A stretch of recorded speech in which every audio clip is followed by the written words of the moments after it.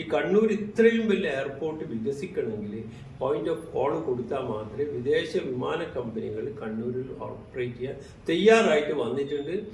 Trial run ഈ കോവിഡിൻ്റെ സമയത്ത് കുവൈറ്റിൻ്റെ ഒക്കെ വലിയ വിമാനങ്ങൾ ഇവിടെ ഇറങ്ങിയിട്ടുണ്ട്. സാങ്കേതികമായിട്ടെല്ലാം വളരെ അനുവദനീയമാണ്. പക്ഷെ point of call technical reason പറഞ്ഞിട്ടാണ് അനുവദിക്കുക. ഇതിൻ്റെ പിന്നിൽ പൊളിറ്റിക്കൽ ഉണ്ട് എന്നുള്ളത്, ഇൻഫ്ലുവൻസ് ഉണ്ട് എന്നുള്ളത് എല്ലാവർക്കും അറിയാവുന്ന ഒരു കാര്യമാണ്. അപ്പോൾ അത് അവിടെ മാറ്റി വെച്ചിട്ട് പിന്നെ നമ്മൾ എന്താ ചെയ്യേണ്ടത്? അത് മറികടക്കണമെങ്കിൽ നമ്മൾ കൂടുതൽ ഡൊമസ്റ്റിക് എയർലൈൻസ് കൂടുതൽ വരാൻ വേണ്ടിയിട്ട് പ്രയത്നിക്കണം. അതിനാണ് ടാറ്റ ഇപ്പം എയർ ഇന്ത്യ എക്സ്പ്രസ്സും എടുത്തത്.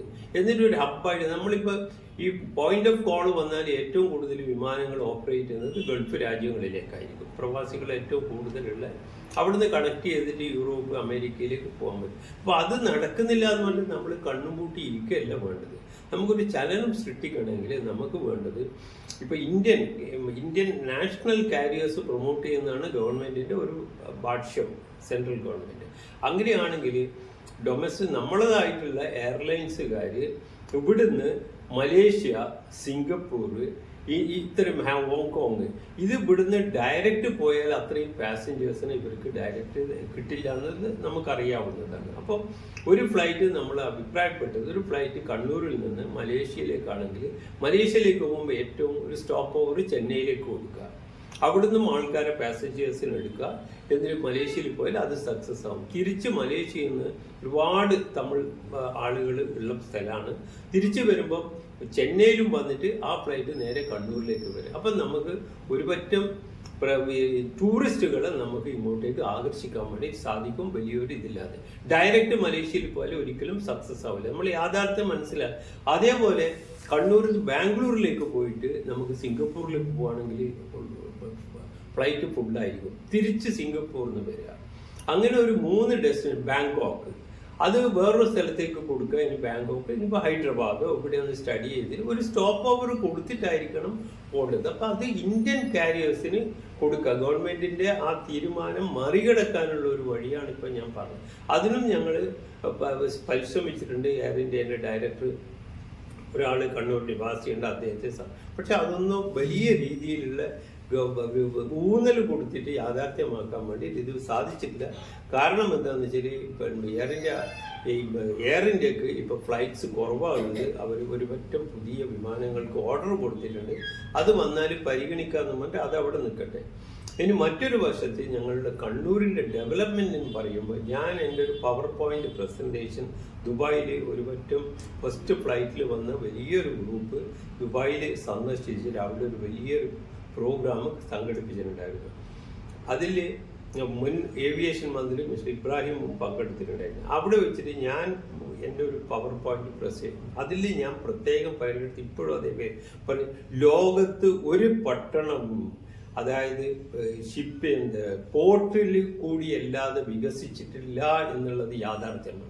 നിങ്ങൾ എവിടെ നോക്കിയാലും ദുബായ് ആയിക്കോട്ടെ, സിംഗപ്പൂർ ആയിക്കോട്ടെ, ഹോങ്കോങ് ആയിട്ട് every country in the world has been developed through the sea port, not through the airport. Airport പിന്നീട് വരുന്നതാണ്. അപ്പം നമുക്ക് സമീപ പ്രദേശത്ത് അഴീക്കൽ ഒരു സീ പോർട്ട് ഡെവലപ്പ് ചെയ്യാൻ വേണ്ടിയിട്ട് ഒരു പറ്റം ഇപ്പം 2-3 ദശകങ്ങളായി മുൻ മന്ത്രിയായിട്ടുള്ളത് അംഗതനായ MBR അതിനു വേണ്ടി കുറേ പ്രയത്നിച്ചിട്ടുണ്ട്. അപ്പോൾ അത് പറയുമ്പോൾ കണ്ണൂരിൽ അഴീക്കോട് വലിയൊരു ഷിപ്പ് കമ്പനി, അതായത് പോർട്ട് വരാൻ പോകുന്നുണ്ട് എന്ന് പറഞ്ഞാൽ അതിന് സമയങ്ങൾ എടുക്കും. അതിനു മുമ്പ് നമുക്ക് യാഥാർത്ഥ്യം, പ്രാക്ടിക്കൽ സൊല്യൂഷൻ എന്ന് പറഞ്ഞത് നിലവിലുള്ള അഴീക്കൽ പോർട്ടിനെ ചെറിയ രീതിയിൽ വികസിപ്പിക്കുകയാണെങ്കിൽ നമുക്ക് ചെറു കപ്പലുകൾക്കും നമ്മൾ അത് പറയാം. ദോ എന്ന് പറയുന്നത് ഞാനിപ്പം ദ്വീപുകളിൽ, ലക്ഷദ്വീപിലുള്ള ആളുകളൊക്കെ ഒരു തേങ്ങ ഒഴികെ ബാക്കി എല്ലാം അവർ ഡിപ്പെൻഡ് ചെയ്യുന്നത് കേരളത്തിലുള്ളത് പട്ടണങ്ങളാണ്. ഇപ്പം മംഗലാപുരവും അവർക്ക് ആകർഷണീയമായ ഓഫർ കൊടുത്തിട്ടുണ്ട്. അപ്പോൾ അത്തരത്തിലുള്ള ആളുകൾ മാസത്തിൽ ഏകദേശം റിപ്പോർട്ട് പ്രകാരം 5 കോടി രൂപയുടെ പർച്ചേസ് ഈ ദ്വീപുകാർ വന്നിട്ട് കേരളത്തിൽ നിന്ന് വാങ്ങുന്നുണ്ട്. അപ്പോൾ അവർ വരുമ്പോൾ അവർക്കൊരു മൾട്ടി പർപ്പസ് ഉണ്ട്. അവർ സാധനങ്ങൾ വാങ്ങാൻ ദോയിൽ വരും, വലിയ ദോ, അതായത് ഒരു മിനി ഷിപ്പ് തന്നെ പറയുക. അവർ വരും, അവർ സാധനങ്ങൾ പർച്ചേസ് ചെയ്യും. അതോടൊപ്പം തന്നെ അതിൽ അവരുടെ ഫാമിലി ഉണ്ട്, അവർക്ക് ട്രീറ്റ്മെൻറ്റ് ആവശ്യമുണ്ട്. ലക്ഷദ്വീപിൽ ട്രീറ്റ്മെൻറ്റ് ഇല്ല.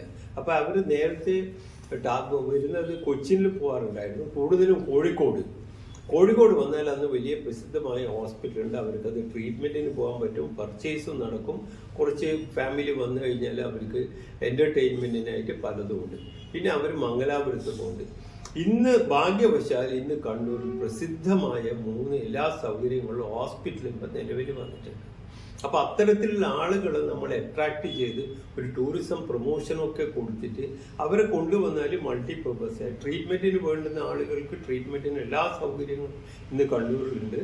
അവർക്ക് പർച്ചേസ് വന്നാൽ ചെറിയ കടക്കാർക്ക് ചെറിയ സാധനങ്ങൾ വേണമെങ്കിൽ വലിയ സംരംഭകർക്കല്ല, കണ്ണൂർ ടൗണിലുള്ള വ്യാപാരികൾക്ക്, വ്യവസായികൾക്ക്, കച്ചവടക്കാർക്ക് ചലനങ്ങൾ ഉണ്ടാക്കാൻ വേണ്ടി സാധിക്കും. അവർക്ക് എല്ലാ സാധനവും ആവശ്യമുണ്ട്.